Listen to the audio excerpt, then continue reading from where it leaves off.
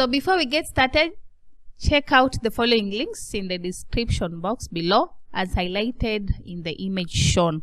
So you'll be able to get our past papers, our link to our official website, link to accreditations, our link to donation page, and contact details in the description. So once you'll be watching a certain video of any lesson or of any past paper, you'll be able to get all these links, and you can be able to get to download past papers, to reach to our official website. You'll be able to see links to our accreditations so that you can see which authorities have accredited us. You'll be able to reach to our donation page as well as our contact details. So number 3 of our June 2023 past paper, Rchrp 11. Number 3 reads as follows. We start with 3A, and it reads as follows.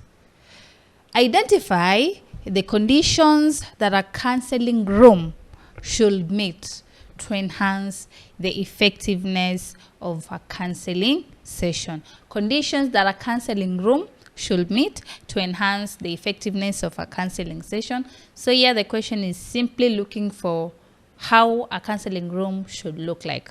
In order for counseling to be effective, in order for the counseling to be efficient, how should the counseling room look like? Let's have a look at the point.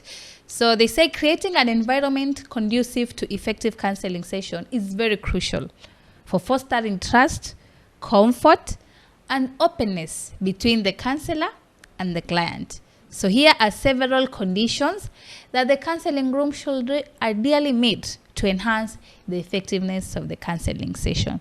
So number 1, privacy. Definitely, because when you go for counseling, that means there are some things which could be very private. There are some things which could be very confidential. You are going to share them to someone whom you feel he or she's going to help you. So you might not want anybody else around to be there. You might not want anybody else to hear what you are sharing with your counselor. So as a counselor, you should ensure that the room where the sessions are taking place is very private. So number 1, privacy. The room should be very private. You should be able to safeguard the confidentiality that you want to achieve as a client. Number 2, comfortable sitting. Yes, you go there, you want to go and share out your issues with the counselor, you want to go and share out your problems with the counselor, but also the counselor should ensure that the environment is very comfortable. Nice chairs whereby you can sit comfortable and converse with the counselor. Chairs which are very ergonometric, chairs which are very comfortable, which are not going to make you strain or maybe have a feeling like you are getting tired because of the seat, and so on and so forth. So ensure you have comfortable sitting so that your client or your clients could be in a very conducive and comfortable environment. And then also number 3, you should also provide a very neutral decor. If it's a room that has been decorated with lighting or with some lights and so on and so forth, ensure the lights that are used there are friendly, vision friendly, not so much bright bulbs or maybe light that will hurt or interfere with your vision and so on and so forth. Ensure that the environment is just so much conducive, from the colors of the room to the lighting of the room and everything that has been used within the room. Ensure it's very friendly and accommodative. So when you talk of decor here, they say the decor of the room should be neutral and calming. Avoid distractions or stimuli that may evoke strong emotional responses or biases. Soft, neutral colors and minimalistic decor can contribute to a peaceful atmosphere. So that is also another condition. You can also talk of adequate lighting. Yes, at least you need to have some ventilation, not in a room whereby you feel like you're suffocating. Adequate lighting, adequate ventilation, at least you have a peace of mind. You are talking but you are very relaxed, not like you feel like you're suffocating, like you're choking and so on and so forth. Ensure we have adequate lighting within the room. And then also temperature control. Where possible, make use of ACs, make use of fan so that the environment could be cool. You can also ensure that the room is having less noise, because noise will bring about distraction. So less noise. If noise has to be there, then at least a very cool kind of some noise. If it's a music in the background, but a very cool music with no noise, which is very welcoming, something of that sort. And then also accessibility, make the place to be accessible, make the room to be accessible, so that the customer or the client will feel stress-free to access where you are. And then also adequate space, let that room to be very adequate in terms of space. No congestion, no a lot of stuff within the room. When even the client is there, feels like he's not comfortable, like something is going to fall on me because the room is fully packed, and so on and so forth. So adequate space within the room. And also resource materials. When we talk of resource materials, they're referring to things like books, brochures, visual aids to support the counseling process and provide additional information or guidance to the clients as needed. So those are some of the conditions that a counseling room should meet in order for counseling to be effective. So the next part of the question, which is question 3B, we have technology also. Sorry, I don't know why it had skipped to the conclusion.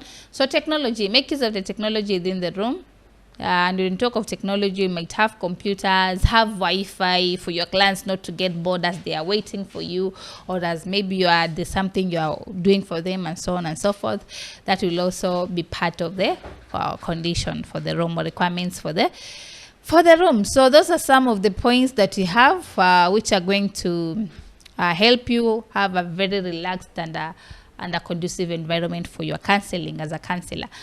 So the next part of the question, which is question 3B, it's supposed to be B. There's a mistake in typing. Some of the question 3B says, what are some of the responsibilities? Maybe we can go back so that I can zoom for you the question. It has gone so fast.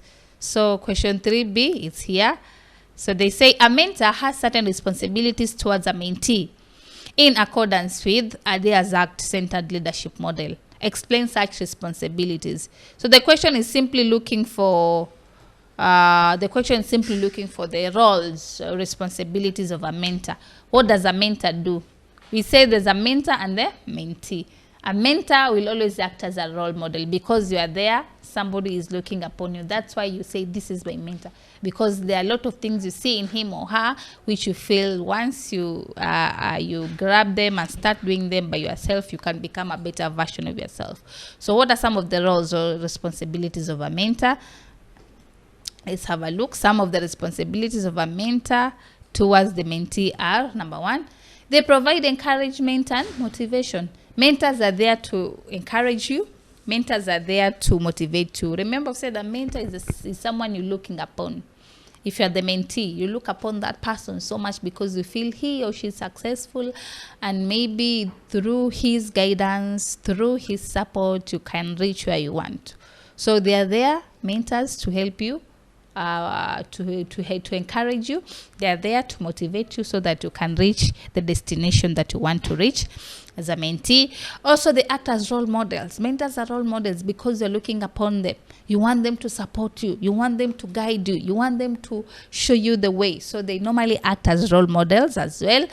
Also, mentors are there to give you feedback in case they've guided you, in case they've given you their support. They will also want to see, how has my support helped you?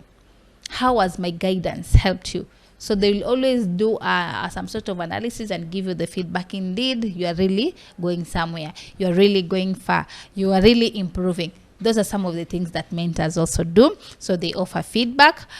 Also, mentors provide career guidance. Yes, if there's somebody you are looking up to as far as career is concerned, these people could give you career guidance. Maybe you might be confused on the career path that you want to follow. So through the guidance of these people, you can be able to understand yourself and get yourself make a decision that could be very effective at the end. So they will always provide you with career guidance in areas where you feel you're not so much decided, or maybe you are somehow confused, or you somehow don't know what sort of decision to make.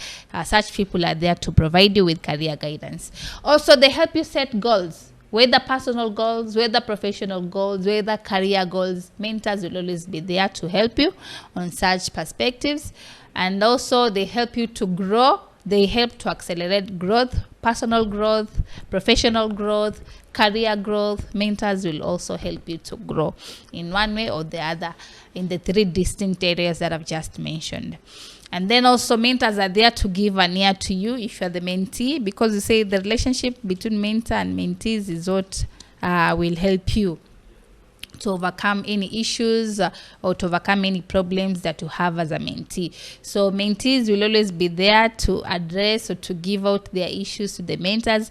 Mentors will always be there to give an ear to you whenever need be, so that you can be able to get the assistance or the guidance that you are looking for. So those are some of the points that we have for the roles and responsibilities of a mentor. And that is number 3 of this past paper.